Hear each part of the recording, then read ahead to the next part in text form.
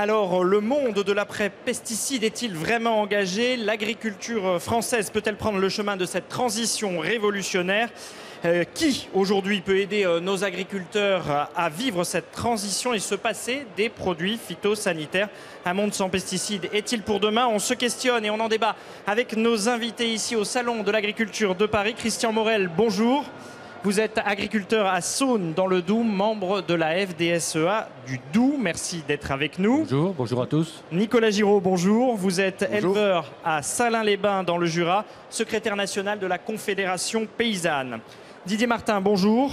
Bonjour. Vous êtes député La République En Marche de Côte d'Or, rapporteur de la mission d'information parlementaire sur les produits phytopharmaceutiques. Frédéric Roure, bonjour. Bonjour. Vous êtes dirigeant et fondateur de Géochanvre, une start-up basée dans Lyon qui propose des alternatives naturelles aux pesticides. On évoquera ces possibilités avec vous dans quelques instants. Merci à tous d'avoir accepté cette invitation. Vous qui nous regardez, vous pouvez bien sûr commenter cette émission avec le hashtag DIMPOLBFC comme dimanche en politique Bourgogne-Franche-Comté. Alors, Christian Morel, j'ai envie de vous poser la question très simplement et même un peu cash, on va y aller directement. Les pesticides, le glyphosate, pour vous, agriculteurs, c'est quoi? C'est votre meilleur ennemi, le sparadrap dont vous aimeriez vous débarrasser, quelque chose qui est indispensable pour votre métier? Comment vous définiriez les choses? C'est une réponse complexe quand même. Dans un monde complexe, je crois que l'agriculture a toujours fait que de répondre à la demande du consommateur depuis très longtemps. Je crois que nous avons toujours répondu, alors, que ce soit de manière quantitative ou qualitative, à ce que voulait le consommateur. Aujourd'hui, pesticides, pourquoi? Parce qu'à un moment donné, les plantes sont un peu comme nous. On a des jours de bien, des jours où on aime moins bien, à un moment donné, et parfois il y a besoin aussi d'un petit renfort qui s'appelle soit un fongicide, soit un pesticide à ce moment-là. Voilà. Quand vous dites comme nous, c'est-à-dire que vous comparez ça à des antibiotiques par exemple? En gros, c'est ça. Le terme est un peu aussi complexe quand on parle d'élevage. d'élevage. Je crois qu'il y a eu beaucoup d'efforts de fait par le monde médical sur les antibiotiques, comme il y a eu beaucoup d'efforts de fait par le monde agricole sur les pesticides à un moment donné. Je crois qu'aujourd'hui, ce qu'on peut dire, c'est qu'il y a déjà eu 500 matières actives de supprimées du marché il y a 15 ans. Donc c'est quand même énorme. On a des produits de moins en moins polluants. Il y en a encore, c'est vrai. Mais aujourd'hui, pour se défaire de ça, il faudra quand même aller sur la recherche et faire beaucoup de recherches et avoir du temps devant nous, parce que ce n'est pas du jour au lendemain, ce n'est pas d'un claquement de doigts qu'on va dire on arrête les pesticides du jour au lendemain. Alors j'ai envie d'entendre Nicolas Giraud tout de suite, parce que vous, à la Confédération paysanne, vous êtes un peu plus contre, j'allais dire. Vous n'êtes pas très favorable aux pesticides. Est-ce que vous avez l'impression qu'on peut s'en passer et à quelle échéance? Nous, franchement, à la Confédération paysanne, on fait le pari qu'on peut se passer des pesticides, ça c'est certain. Après, pour répondre, j'allais dire, à la première question, pour nous, les pesticides, il y a deux problèmes. Il y a un problème de santé, et au départ, spécialement pour les paysannes et les paysans, qui sont au contact les premiers des pesticides, et pour qui ça pose problème. C'est la profession agricole et la profession qui a, dans les dernières années, le moins progressé en espérance de vie. Donc on n'est pas certain que ce soit les pesticides, mais en tout cas, ça nous interroge. Et il y a des questions qui se posent, mais il n'y a aucune étude qui confirme pour l'instant la question. Et la deuxième chose, pour nous, les pesticides, c'est des outils de guerre économique qui ont été mis en place à un moment donné pour nous expliquer qu'il fallait produire moins cher, qu'il fallait produire plus. Et les paysans sont aujourd'hui dépendants de ça, et il va falloir les aider pour les en passer. Dépendant, vous avez l'impression d'être, j'allais dire, pesticido-dépendant, vous? Aujourd'hui, c'est qu'on a cherché à produire un maximum plus pour répondre à un besoin des populations internes à la France, mais des besoins d'exporter aussi, car on a aussi des marchés extérieurs auxquels il faut que l'on réponde à un moment donné. Là, donc, il y a besoin de produire. Et c'est vrai que la production, c'est des emplois tout au long de la chaîne. Donc, c'est vrai qu'on a un peu besoin de ça. Mais moi, je dis que demain, ou dans 10 ans, on va y arriver. On va arriver à passer le cap des pesticides. Je crois que comme on l'a dit dernièrement, c'est le sens de l'histoire à un moment donné. Je crois qu'on... Oui, là, tout le monde est d'accord, sauf que vous dites, dans 10 ans, on va réussir à s'en passer. Beaucoup disent, en raison des mesures de précaution nécessaires, du principe de précaution, il faut absolument s'en passer d'ici 3 ans. Qu'est-ce que vous leur répondez à ces gens-là? 3 ans, ça a été dit sur le glyphosate à un moment donné, que le président de la République a dit qu'on se passerait du glyphosate dans 3 ans, alors que l'Europe a dit 5 ans. OK? Donc on dit chiche, on va y arriver. On va y arriver. Mais attention, on ira... Ça a évolué, hein, la position des agriculteurs sur ce terrain-là. Hein. Ah oui, mais... D'ailleurs, même pendant ce salon de l'agriculture, on a vu que les choses, quand même, évoluaient. Hein. Mais vous savez, on est aussi là pour produire et pour répondre aux consommateurs. Oui. Le consommateur veut plus de pesticides. C'est ça que vous dites. Je suis agriculteur dans une zone périurbaine. Mes voisins sont mes consommateurs. Oui. Sont mes consommateurs. Donc ils n'ont pas envie d'être empoisonnés, hein, puisque c'est le thème de notre débat, empoisonnés par d'éventuels pesticides. Et vous non plus, vous n'avez pas envie, j'imagine. Moi non plus, bien entendu, parce que, comme m'a dit mon confrère, je suis le premier utilisateur à un moment donné. Donc c'est ma santé qui est en jeu aussi. Je n'ai pas envie de jouer avec ça non plus. Mais je dis qu'il y a des méthodes à faire. Et attention, parce que demain, si on enlève par exemple le glyphosate de un champ, c'est peut-être 7-8 passages de tracteurs supplémentaires qu'il faudra faire dans cette même parcelle. Je ne suis pas sûr que sur les gaz à effet de serre, on est aussi... Oui. Là. Il y a certainement d'autres... Il y a d'autres... Oui. Parce que je pense et là, le sujet, c'est les pesticides, mais on veut bien parler des gaz à effet de serre un autre jour, si vous voulez. Mais on ira sur d'autres problématiques. Il ne faut pas que le mal soit l'ennemi du bien. Alors, attention. Didier Martin, on sait que dans votre majorité, ça a été compliqué. Vous-même, vous avez évolué sur cette question du glyphosate, par exemple. Le président de la République, on va l'entendre dans un instant, était au début du salon de l'agriculture, a inauguré ce salon en disant on va y aller 3 ans, etc. Finalement, tout le monde est d'accord pour dire il faut y aller. La question, c'est plutôt quand et comment, quoi. Voilà, exactement. Donc, il nous faut trouver les solutions alternatives à l'utilisation, il faut bien le dire, de plus en plus raisonnée, mais encore très importante, des pesticides. C'est le sens du discours du président de la République, transformer notre modèle agricole. C'est le sens aussi du discours du ministre de l'Agriculture, qui veut sortir les pratiques traditionnelles de la dépendance aux pesticides. Alors ça, j'allais dire, c'est les belles idées, mais concrètement, comment ça pourrait se passer? Alors, puis après, je donnerai la parole à Monsieur Roure, qui lui a des solutions concrètes.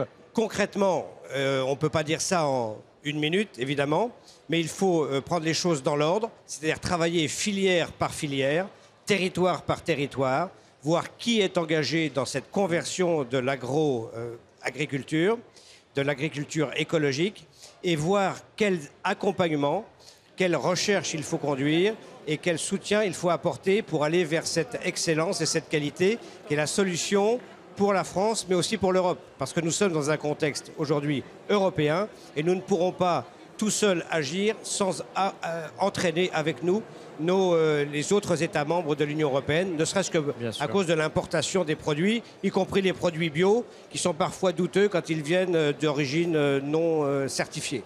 Alors Frédéric Roure, est-ce que vous pouvez nous donner un délai sur lesquels on pourrait se passer des pesticides et du glyphosate, puisque vous l'expérimentez déjà avec plusieurs agriculteurs dans notre région? Ça fait 4 ans que l'on développe des innovations techniques, des itinéraires techniques qui sont dans les maraîchers, en viticulture, chez les arboriculteurs, ainsi que sur les paysagistes. On arrive à se passer de glyphosate uniquement avec des petites toiles de paillage de surface qui sont nourricières. On redécouvre les vertus des fibres naturelles, que nous, on a un procédé breveté sur l'Europe, et ça fonctionne, c'est des usines, c'est des unités type de culture de paille. Tout à fait. Ça marche pour tout type de... Et aujourd'hui, combien d'agriculteurs ont adopté votre méthode, par exemple? On a au moins 500 agriculteurs qui appliquent notre produit déjà à travers la France et en Europe.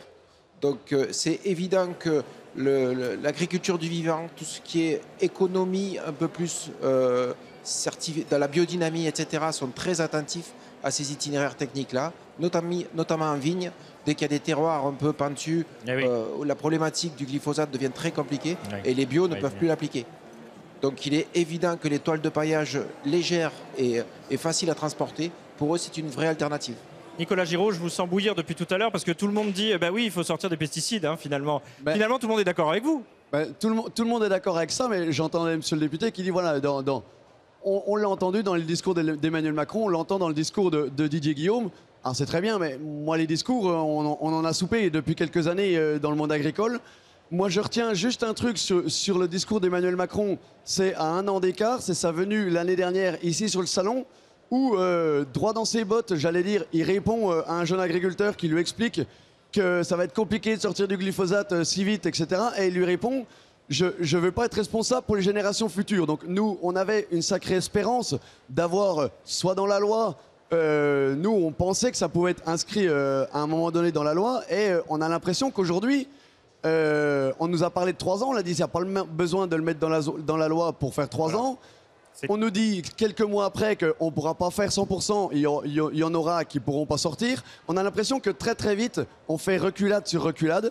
Et nous, quelque part, ça nous fait un peu peur parce qu'il faut prendre ce sujet à bras-le-corps parce qu'on a besoin d'en sortir. Juste un petit exemple.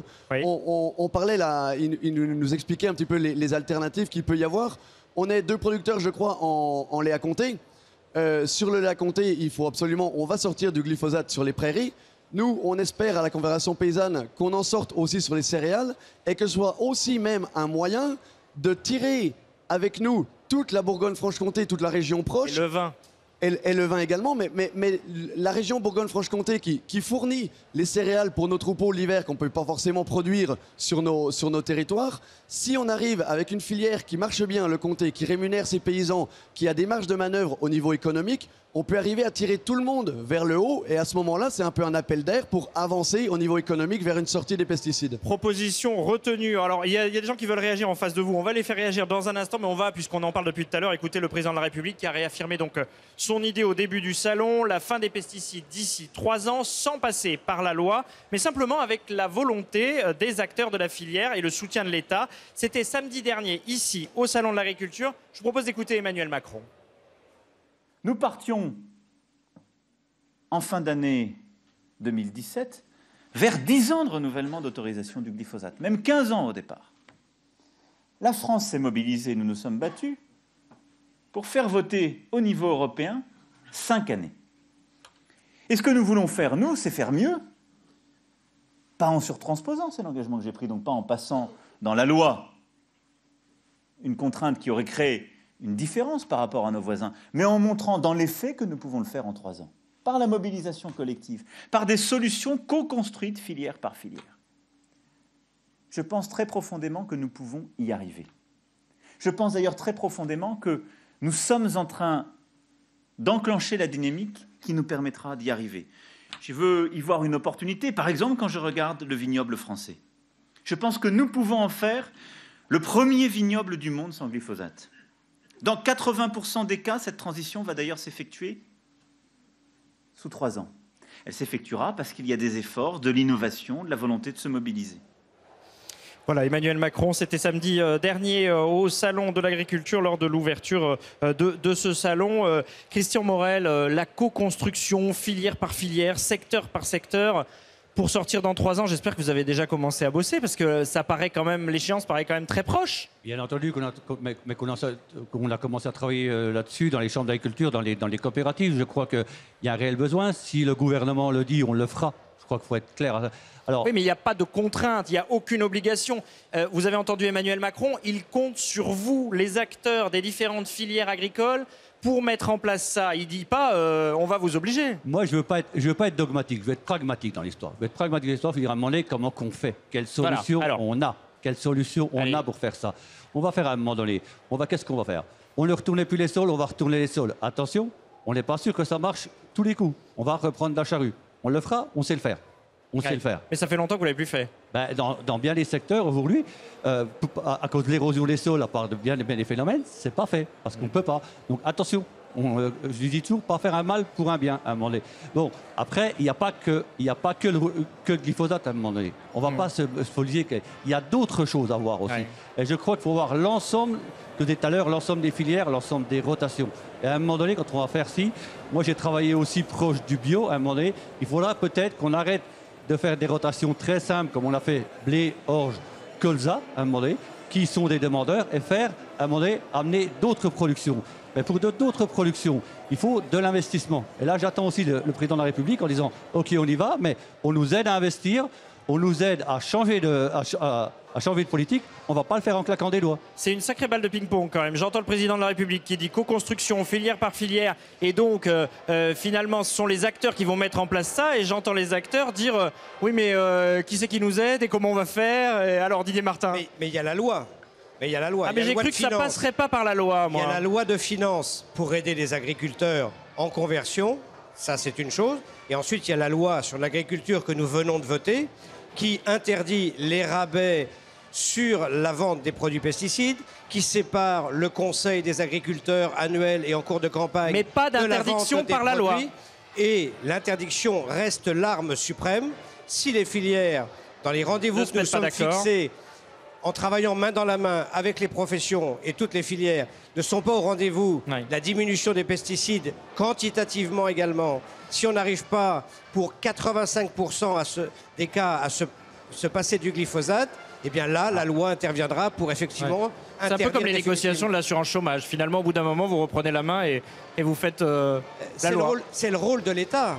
C'est le rôle de l'État de reprendre la main. Et pourquoi ne pas le faire tout de suite alors? Mais c'est ce que nous sommes en train de faire. Les négociations sont engagées, mais c'est vrai que dans les zones défavorisées simples, il est difficile de se priver immédiatement de 0,5 litres de glyphosate par an. Et moi, dans mon département, la Côte d'Or, eh bien là où on ne pouvait pas faire de culture, maintenant on fait de la culture. C'est de la conservation des sols. Mais il faut encore une utilisation résiduelle pendant quelques années. Frédéric Roux, vous avez le sentiment que ces agriculteurs qui veulent changer de méthode, ils ont besoin d'être aidés, vous qui les accompagnez dans cette transformation, dans cette transition? En fait, dans le sud de Lyon, on est arrivé à mettre en place une filière complète. Ça veut dire qu'on a des agriculteurs qui commencent à produire du chanvre sans glyphosate, sans absolument aucun intrant. On arrive à le transformer avec une green tech, une belle usine qui est toute verte. Et on arrive à satisfaire des maraîchers et vers une économie verte. Donc, mais vous comprenez les difficultés qu'évoque Christian Morel? Ça veut dire qu'en fait, il faut donner un coup de main à la filière complète et que les gens puissent regarder ce qu'ils achètent. À partir du moment où il y a une traçabilité sur les produits et qu'on regarde comment ils sont faits et de quoi ils sont composés, je pense que les gens viendront petit à petit vers des produits 100% naturels et pas des fibres importées, quoi. Si vous permettez, oui, si vous permettez. D'un mot parce que le temps file. Non mais c'est très important ce qui vient d'être dit. La filière chanvre retrouve aujourd'hui un débouché exceptionnel, à la fois pour faire des tissus, des tissés en fibres naturelles qui évitent l'utilisation des herbicides. L'utilisation des herbicides, et aussi une entreprise de Fontaine-les-Dijon qui, à partir du chanvre, fait une sorte de matière plastique beaucoup plus légère, écologique, en fibres naturelles, et ça, c'est des plastiques dans l'automobile. Donc vous voyez que ce soit le bâtiment pour l'isolation, que ce soit l'automobile pour les plastiques traditionnels, leur remplacement, la filière chanvre, c'est très intéressant. Nicolas Giraud, vous vouliez réagir à tout ce qui s'est dit? Oui, je voulais réagir en expliquant que, bien entendu, qu'on ne le fera pas en claquant des doigts, et bien entendu qu'on a besoin de politiques publiques fortes et ambitieuses. Est-ce que pour vous, il y a une volonté politique aujourd'hui? Aujourd'hui, on en doute quelque peu parce que, j'allais dire, on avait l'occasion, dans la loi agriculture alimentation 1, de mettre le glyphosate, l'interdiction du glyphosate dans la loi, et 2... Certains ont essayé, ça n'a pas marché. C'est ça. Et 2, d'avancer plus fortement sur une meilleure répartition de la valeur dans les filières, qui est le point important. Comment voulez-vous sortir des pesticides dans les filières sans avoir une meilleure répartition de filières et des moyens économiques donnés aux paysans pour faire autrement? Alors, qu'est-ce que vous appelez moyens économiques? C'est-à-dire des moyens économiques, c'est du revenu. C'est du revenu, tout simplement. Pas des subventions, on est d'accord. Bien sûr que si, qu'il y a aussi le volet subvention. La politique agricole européenne, c'est 9 milliards d'euros qui tombent tous les ans pour l'agriculture française. Est-ce qu'avec ces 9 milliards d'euros, on n'est pas capable de prendre à bras-le-corps un débat aussi important que la sortie des pesticides? Est-ce qu'il faut l'inscrire dans les négociations, Frédéric Roux, est-ce qu'il faut l'inscrire dans les négociations de la réforme de la PAC, la politique agricole commune, plus clairement? Actuellement, je reprends des chiffres, le budget des pesticides et des plastiques en agriculture, c'est 8 milliards d'euros par an. Et on se rend compte que si la PAC, la future PAC, n'intègre pas les sols vivants, n'intègre pas cette logique d'agriculture durable avec des filières nouvelles, qui sont sans phyto, en amont, etc., il y aura de réels problèmes si la PAC n'intègre pas ça. Christian Morel. Tout à fait, je crois qu'on va être tous d'accord sur un point, c'est que si on veut baisser ces pesticides, il faut créer des outils économiques nouveaux. On a une chance au niveau de la future PAC.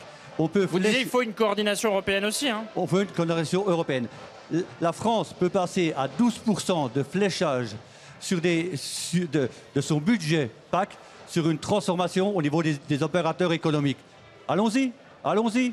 Je crois qu'il faudra mettre de l'argent sur des outils nouveaux, sur des filières nouvelles, car tout ce qu'on a aujourd'hui dans des filières blé, hanche, colza, qui ont gagné le paysage il y a 30 ou 40 ans, dans un système sans pesticides, ne passera pas. Il faudra ramener autre chose, autre production, le chanvre, de la luzerne et autre chose dans notre paysage pour y passer.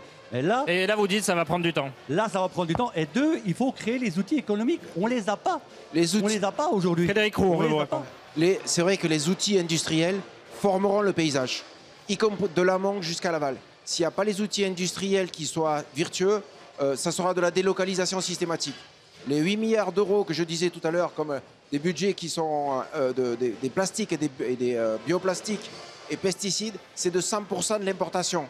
Alors que là, on recrée de la richesse pour les agriculteurs que je sais payer sur un produit qui ne valorise pas.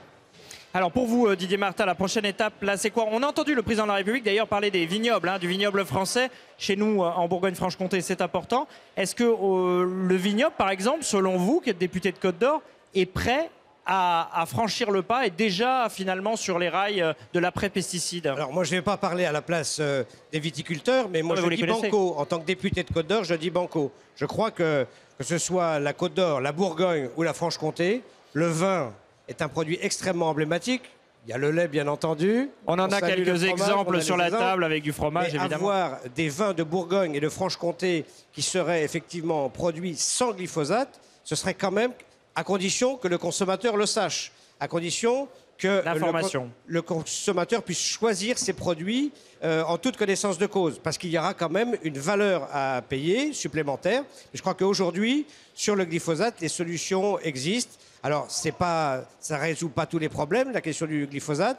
Je suis d'accord, la PAC, le verdissement de la politique agricole commune, et cette le différence rôle qu'il va y avoir environnemental des agriculteurs, il doit être reconnu et rémunéré. Didier Martin, cette différence qu'il va y avoir finalement entre les 3 ans potentiels pour la France et les 5 ans pour l'Europe, l'Union européenne, avant l'interdiction du glyphosate? Alors les 3 ans ou 5 ans, c'est effectivement la décision que la France veut prendre, en sortir dans 3 ans, dans une mission que les parlementaires, les députés vont suivre, le plan de sortie du glyphosate. 5 ans, c'est la durée qui a été autorisée par l'Union européenne pour commercialiser les produits contenant du glyphosate. Donc il va bien y avoir un décalage. Il faudra apporter la preuve de notre volonté et les éléments probants pour sortir de cette autorisation. Nicolas Giraud, puis Christian Morel. Ouais, juste une réaction quand je vous entends dire qu'il va falloir qu'on communique dessus et que le consommateur soit prêt à payer plus cher.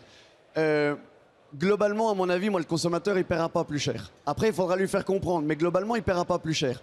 Quand on a une agriculture qui donne une direction intensive, qui donne une direction où on a des problèmes de santé publique, où on a des problèmes de pollution de l'eau, de pollution des sols, où on a une alimentation qui n'est pas forcément de qualité par rapport aux attentes du consommateur, eh ben, ça engendre tous des coûts, toutes des externalités négatives qui ne coûtent pas au consommateur quand il achète son vin ou son produit, mais qui coûtent à la société de manière générale. Bien sûr, et nous, il nous semble qu'il faut qu'on aille vers l'intérêt général plutôt qu'une somme d'intérêts particuliers, qui soit économique ou financier. Et ça, c'est le rôle des politiques publiques.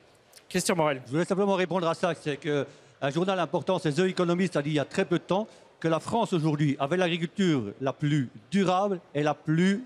Ah, on l'a entendu. Vous ne pouvez pas dire le contraire. Vous ne pouvez pas dire le contraire. Il n'y croit pas, Nicolas Giraud. Et la mieux organisée. À un moment donné, mais pour répondre à tous ces nouveaux défis, pour répondre aux défis du sans glyphosate, pour répondre aux défis demain qu'on aura des sans pesticides, la France sera obligée de monter en gamme. On va monter en gamme notre production parce qu'on a d'autres pays européens, d'autres pays mondiaux qui ont pris notre place sur certains marchés. Donc notre objectif, c'est de monter en gamme, de produire mieux, de produire des produits plus élaborés pour rester demain sur le marché et amener du revenu à nos paysans. Si possible, pas trop plus cher pour le consommateur, parce qu'il ne faut pas... Non. Juste une petite réaction. Bien, évidemment, oui, c'est vrai que l'agriculture française est remarquable. Mais en même temps, votre syndicat, la FNSEA, donne une direction au monde agricole sur une volonté d'intensifier, une volonté de produire plus, vous l'avez dit tout à l'heure, et une volonté quelque part d'industrialiser le modèle. Et à partir du moment où on donne cette direction-là, nous, on soulève le risque que ça fait peser sur, la disparition des paysans, 2, les problèmes territoriaux, les problèmes environnementaux. Un exemple tout bête qui n'est pas lié avec les pesticides, mais si on estime que notre agriculture est la meilleure du monde, à ce compte-là, on aurait dû être les 4 syndicats agricoles ensemble réunis quand la Confédération paysanne a démonté la salle de traite des 1000 vaches pour expliquer que c'était pas le modèle qu'on voulait partout en France. Vous n'avez pas l'impression, Nicolas Giraud, que tout le monde en vient un peu sur vos positions quand même? Il y a encore ne serait-ce qu'un an, on était loin de cette évolution. Est-ce que ça vous fait pas quand même plaisir? Quelque part que nos mots soient repris et puis qu'on nous explique qu'il va falloir faire une transition agricole, que dans la bouche des responsables agricoles FNSE on entende ça, que dans la bouche d'un président de la République on entende ça, c'est très bien. Bien sûr, les consciences changent, mais après, comme je le disais tout à l'heure, maintenant on attend des actes parce que ça urge pour les paysans, ça urge pour les consommateurs. Christian Morel, un mot, il peut y avoir des points d'accord quand même pour un avenir sans pesticides. On n'est pas si loin que ça sur beaucoup de territoires. On dirige des champs d'agriculture les uns à côté des autres. On arrive à le faire. On arrive à le faire. Mais à un moment donné, il faut être, je dis, pragmatique. L'affaire des 1000 vaches, ok, on va pas revenir là-dessus à un moment donné. Parce que c'est quand même... On refera un débat, promis, on reviendra pour faire un débat. Merci d'avoir participé. Revenir sur un débat là-dessus et on va discuter. Merci à tous, merci aux équipes techniques de France Télévisions pour la réalisation de cette émission ici au Salon de l'Agriculture de Paris. Dans un instant, le point sur l'actualité régionale et puis dimanche en politique, la suite avec Francis Letellier. Bon dimanche à tous sur France 3.